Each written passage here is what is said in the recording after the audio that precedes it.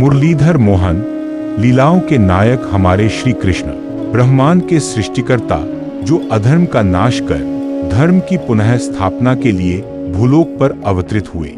उनका हर दिव्य लीला युगों युगों तक मानवता को प्रेम और सत्य का मार्ग दिखाती रहेगी।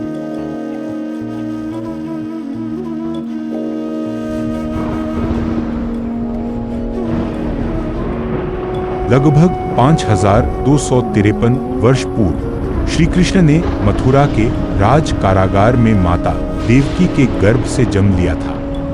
तत्पश्चात उन्हें दुष्ट राजा कंस से बचाने हेतु वसुदेव जी ने यमुना नदी पार कर उन्हें गोकुल में माता यशोदा के पास छोड़ दिया।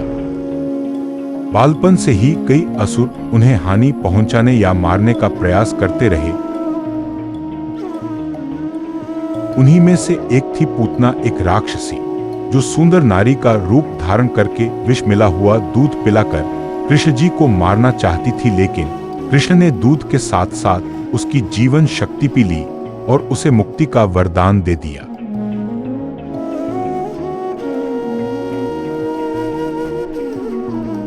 ऐसी ही अनेकों अद्भुत लीलाओं में एक दिन नटखट कृष्ण ने मिट्टी खा ली। जब माता यशोदा ने उनका मुख मिट्टी देखने के लिए खोला तो उन्हें पूरे ब्रह्मांड का दर्शन हुआ। बाल रूप में ही श्री कृष्ण ने अपने कोमल पैरों की एक ठोकर से शक्टासुर जैसे भयानक असुर को परास्त कर दिया। ऐसे ही एक अन्य असुर था तृणावर्त, जो आंधी का रूप लेकर श्री कृष्ण को उठा ले गया, परंतु उन्होंने खेल खेल में ही उसका अंत कर दिया। एक बार वत्सासुर नामक असुर ने श्री कृष्ण को मारने के लिए बछड़े का रूप धारण किया, पर कृष्ण ने अपनी बुद्धिमत्ता और शक्ति से उसे परास्त कर दिया। मां यशोदा ने नटखट कृष्ण जी को पकड़ने के लिए उन्हें ओखली से बांधने गई, पर रस्सी छोटी पड़ गई। फिर भी उन्होंने कृष्ण को अपने प्रेम के बंधन में बांध लिया और वही बंधन दो वृक्षों के देवताओं को मुक्ति देने का कारण बना।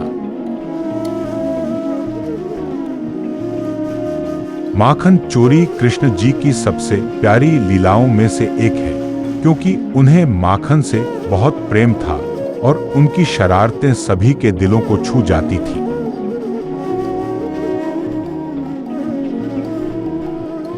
जब कालिया नाग ने यमुना नदी को विषाक्त कर दिया था, तब बाल कृष्ण ने अपने अद्भुत नृत्य और दिव्य शक्ति से उसे परास्त कर नदी और पूरे ब्रजवासियों को सुरक्षित बचाया।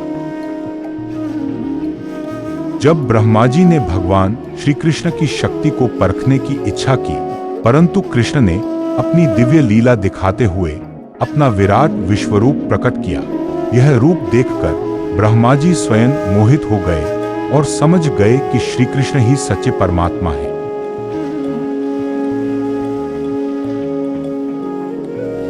जब श्री कृष्ण ने ब्रजवासियों को गोवर्धन पर्वत की सेवा करने का आदेश दिया, तो इंद्र देव क्रोधित हो गए और 7 दिन तक जोरदार वर्षा बरसाई। तब कृष्ण जी ने 7 दिन लगातार गोवर्धन पर्वत अपनी उंगली पर उठाकर सभी को विनाश से बचाया। रासलीला की रात आई, जब कृष्ण ने राधा से अपना प्रेम प्रकट किया। फिर सभी गोपियों के संग वे नृत्य में खो गए, जहां प्रेम और भक्ति की मधुर छटा बिखरी। एक दिन श्री कृष्ण ने अपनी शरारत में ब्रज की गोपियों के वस्त्र छीन लिए, जिससे वे लज्जित हो गईं, पर यह लीला उनकी अनन्य भक्ति और प्रेम को दर्शाती है।